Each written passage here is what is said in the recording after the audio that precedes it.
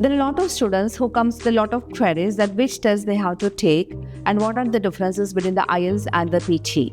So in this section, I'm going to tell you that what are the differences between the IELTS and the PT. The differences between the IELTS test and the PT is, IELTS test is almost 2 hours and 45 minutes and the PT test is almost 2 hours and 5 to 10 minutes.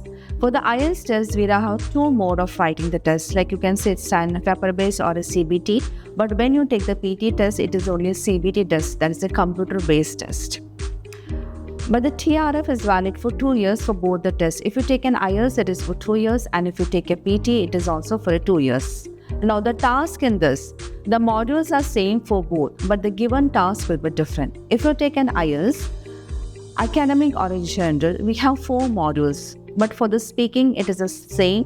For the reading task, it will be the same. For the writing, there are some changes, but for the listening, it's almost same. But when you come to the PTE, there are four modules, that is listening, reading, speaking, and writing. But for the speaking, there are different tasks like read aloud, repeat sentences, describe image, respond to situations, group discussions. So there are different tasks in that, same as writing also. And for the reading PT also, we have a different task like fill in the blanks, drag and drop. So there are different tasks, and even for the listening is also like multiple choice, single, multiple choice, multiple answer.